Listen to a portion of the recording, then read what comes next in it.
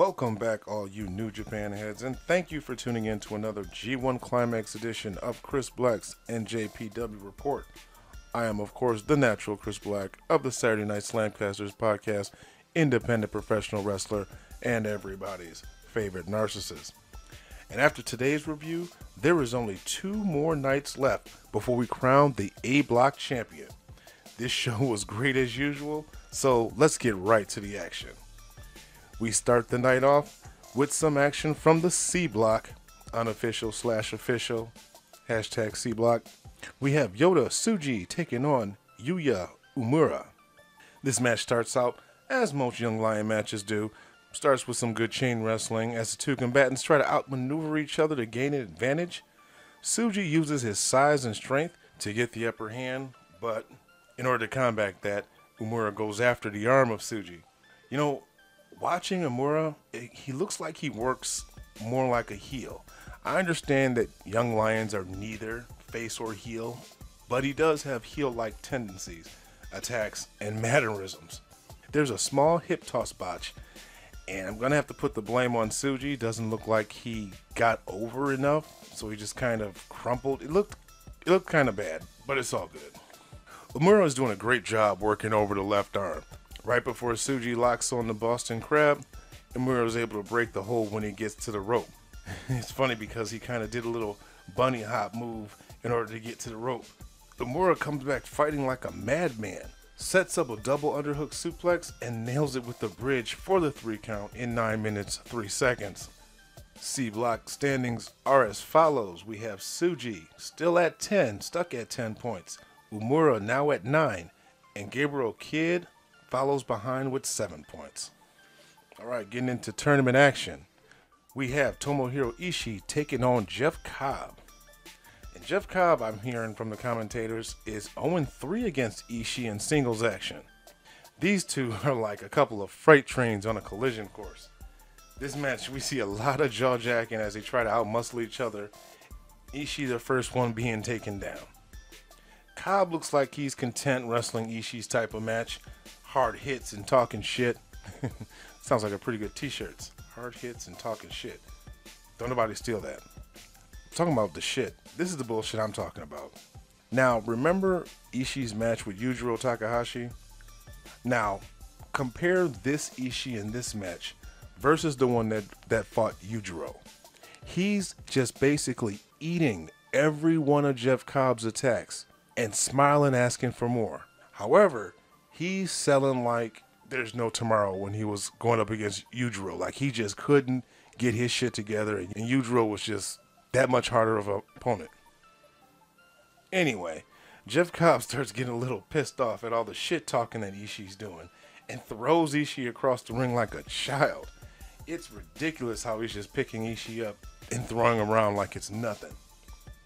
Ishii starts lighting up Cobb with that forearm chop combo where he's forearm chop, forearm chop, forearm chop, and just chopping him down like a tree. Speaking of forearms, Ishii lays Cobb smooth out more than once with a hard right forearm. After trading some shots and some big slams, Cobb throws a wild headbutt that puts Ishii down to the mat. Expect a receipt for that one. Ishii seems to have the tour of the islands well scouted as he escapes on more than one occasion. Both men refusing to stay down and taking whatever their opponents throw at him. Ishii gets that headbutt in, but before he's able to capitalize on that, he falls victim to the tour of the islands for the 3 count, 14 minutes, 57 seconds.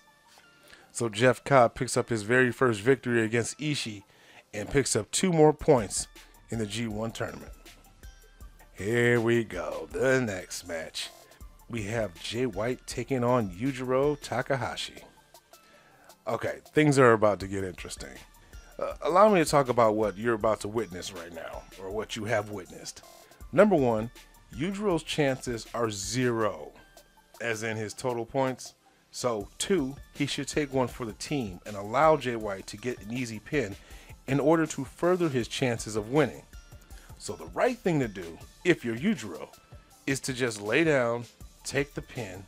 This is obviously what Jay was thinking as well, because he comes out not dressed for a match. King Switch is rocking sweats and tennis shoes. Yujiro is looking real suspect. He's got this weird, goofy smile on his face. In the ring, all three members of the Bullet Club too sweet each other. That's Jay White, Takahashi, and Gedo. White gets the crowd clapping and then motions Yujiro to lay down. You see, this is where he fucked up, I think. Jay White starts to play around too much. As he covers Yujiro, when the ref counts to 1, Jay White pops back up like, whoa! Like Yujiro is just, about to power out. Yujiro starts getting annoyed after Jay does this about 4 times. So finally, when Jay was like, okay, I'm going to do it now. So he covers him, and at the count of 2, Yujiro kicks out. And Jay White's looking confused. Then Yujiro plays it off like, I'm just playing. So he lays back down. Referee gets to 2. Yujiro kicks out again. This time, Jay White is confused, and he turns to Gedo like, Gedo, what's going on? Do you know what's going on? And while he has his back turned, Yujiro tries rolling up Jay White. He gets up, gets in Yujiro's face, and pushes Yujiro. Yujiro levels Jay White with a clothesline, then picks him up and gives him an angle slam. Hell, Yujiro even low blows Jay White while the ref is turned and tries to roll him up real quick. This puts Jay White on the defense. He was totally caught off guard. Yujiro sets up the pimp juice, but Gedo distracts the ref. White low blows Yujiro and delivers a Blade Runner for the pin in 3 minutes and 40 seconds. After the match, Jay is livid. He doesn't know what the hell is going on. He grabs a chair and is about to go after Yujiro, but Gedo intervenes and gets in the way. Jay even starts to question Gedo like, did you know this was going to go on? What is this? What's going on? I'm telling you, I smell some problems with the Bullet Club. However, Gedo is able to calm Jay down enough so he tosses the chair away and leaves. Ooh, Yujiro gonna have some explaining to do. Alright, the next match. We have Will Osprey taking on Taichi. The commentators mention how Will Osprey's cockiness has been during the tournament, so I'm not the only one who's been picking up on that. Taichi is acting real nonchalant, as if he's not impressed at all by Osprey. After a slow opening, with Taichi going to the ropes to break the lock up, he's eventually knocked to the outside where he grabs the ring bell hammer and uses it to gain control of the match. Which is smart. He allowed Osprey to get overconfident and then attacked when he wasn't expecting it. Now it's Taichi's turn to strut around the ring while choking out Osprey at every opportunity. This is another reason why I like Taichi. He's a thinking's man wrestler. However, it's Osprey's aerial offense that keeps him alive during most of this match, while Taichi's sheer brutality helps him keep the advantage, especially Taichi's kicks, which can be a neutralizer. Osprey is baited into a striking match. Surprisingly, Taichi is not just lighting him up. Taichi got a little overzealous and attempted a super Black Mephisto off the top rope, but Will Osprey escaped, traps his head on the buckle, and lands a cheeky dandy kick, like a super kick right to the face. Taichi gets even, however, after damn near taking his head off with an axe bomber from behind after a failed 450 splash where Taichi put his knees up. Taichi snatches off his pants, and I don't know what was quicker, his pants being snatched off or how quickly Gabriel Kidd stashed him away. Alright, let's get back to the match. Osprey's hook kick is right on the money, taking Taichi down. I mean, dude just crumpled. You know the match is coming to a close because they both escape each other's finishers, and the pace starts to quicken. This match closes with an Oz Cutter, Hidden Blade, and then a Stormbreaker, which Taichi bumped like a champ. Will Osprey gets the pin in 16 minutes 26 seconds. Will Osprey walks away with 2 more points, putting him in the lead due to the tiebreaker over Jay White. Okay. As if it's any secret now, you know that I post my match of the nights as the picture for the review episode. So this match we have Kodu Abushi taking on Minoru Suzuki. Rocky Romero points out that Abushi has been wrestling his opponent's type of match throughout the tournament. Not sure if he wants to do that here. Kevin Kelly states that they've only met once in singles competition in the G1 2013, which Suzuki won. Bell rings, Suzuki comes out in a fighting stance. Apparently, he is a very accomplished kickboxer. They do some light sparring as Suzuki takes him down first. I'm beginning to wonder, watching how Suzuki moves, if mixed martial arts was a thing when he was younger, would he have gotten into that instead of professional wrestling? You know, maybe in some parallel universe, Suzuki is kicking ass in MMA. Anyway, back to the match. Now they get to some mat grappling. Again, Suzuki coming out on top. Abushi needs to change his strategy because it's not working. Abushi sends Suzuki off the apron, crashing into the barricade after giving him a big boot. Suzuki walks up the ramp and challenges Abushi to come out and confront him. Abushi, being about that life, goes out to meet him, gets in his face, and Suzuki proceeds to beat the shit out of him. Just his forearms sound like chops. Abushi gets back in the ring, refusing to stay down, talking shit while getting his ass whooped, baiting Suzuki to hit him some more. Abushi fires up, but then we hear that Joker cackle right before Suzuki dropped him with another forearm. Abushi fights back, but Suzuki is just absorbing every single attack, but Ibushi's kicks start to take a toll on him. Now Ibushi's the one talking shit and taunting Suzuki, smacking around like he's a bitch, but Suzuki is smiling, and that's never good, and drops Abushi again with a stiff forearm. And I mean, Abushi was rocked, looking like he didn't know where he was at. Both men go down after Abushi lands a high kick to the side of the head and a hard forearm by Suzuki. As they're getting up, both men are striking each other and laughing until Abushi stops laughing. And I was hoping we get to see Dark Abushi, but we didn't. Suzuki goes in for the kill with the patented combination sleeper, transitioning to a gotch-style pile driver, but Abushi escapes and drops him with a jumping V-trigger, followed by a Kamigoye for the pin in 16 minutes, 59 seconds. And I swear to God, Suzuki had a fucking smile on his face like he was in total bliss. Yeah, I'm sure he's into that freaky shit. Awesome match. In the main event, we had Kazuchika Okada taking on Shingo Takagi. Now, Okada has had a different vibe not being the champ. It seems like he's trying out some new stuff. Okada's in control in the early parts of the match, working at a slow pace. However, Shingo catches him on the outside, turning things around after a DDT on the floor. Of course, he throws him into the barricades, posts him, shit like that. Even though Okada has no tape on his back, Shingo still targets the lower back of Okada.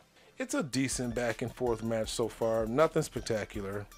I'm enjoying the story of Okada because his desire to end his matches with the money clip and not rely on the Rainmaker has made for some pretty interesting matches. Although I'm waiting to see when he will bust out the Rainmaker to get the win, and against who. Kevin Kelly mentioned how Okada likes to keep people talking. And I'm thinking, since he's not the champion, he might be doing some things to keep himself relevant. Kevin Kelly mentioned how back in the day he once switched to long tights, and the internet damn near exploded because, oh my God, Okada's wearing long tights. And then when he switched back to the trunks, everyone, again, the internet damn near lost their shit. So it's kind of like, in order for Okada to stay relevant, to be forever fluid, to be changing, he decided to switch up his finishers for a little bit. Like I said, he's been utilizing the money clip since the New Japan Cup, where he won all of his matches that way. He's been avoiding using the Rainmaker. But that just makes people want to see it more, because I really want to see him take someone's head off with the Rainmaker. Anyway, back to the match. Shingo's vicious strike seems to be breaking Okada down, but Okada is never down and out. And we get all the usual Okada offense. Both men are down at the 20-minute mark, and now the match starts to pick up as both guys are trying to end this match quick and easy. Okada nails a nasty-looking spinning tombstone, locks in the money clip, but Shingo manages to escape, but Okada catches him with the Rainmaker without the wind-up. Shingo fights his way back up and nails a Rainmaker of his own, complete with the wind-up, and then does the Okada pose to taunt him even more. Shingo tries to end the match. He hits the Made in Japan. Nope, only a 2 count. Hit him with a pumping bomber. Nope, another 2 count. Okada is just not staying down. As Shingo sets him up for the last dragon, Okada slips down, drops him with a spinning rainmaker, and then clamps on the money clip. Shingo is not going down without a fight as he tries to escape, but Okada is locked on tight and keeps him right in the middle of the ring. Shingo starts to fade, and once he's no longer responsive, Red Shoes has no choice and calls for the bell. 27 minutes, 45 seconds. Okada reaches 10 points, and as we're looking right now, we have a 4-way tie. Like I said earlier, my match of the night, obviously, Kodu Abushi versus Minoru Suzuki. That was an absolutely brutal, realistic match. It had a great finish, and Suzuki smiling as he got knocked the fuck out was a nice touch. Bravo, gentlemen. But that should do it for night 13. I want to thank you all for tuning in. If you're enjoying my G1 Climax reviews, be sure to hit that subscribe button before you leave. Ring the notification bell so you are notified whenever new episodes are uploaded. You can also follow me on social media. Links are in the description for my Facebook page and Instagram. Go ahead and give me a follow, as well as my Twitter page. And while you're at it, show some love to the Saturday Night SlamCasters. Links are also in the description to our podcast host site, our YouTube channel, the Facebook page, and our Facebook group, the Saturday Night SlamCasters Slam Board. I want to thank you again for checking out my channel. I'll be back for night 14. Come get slammed.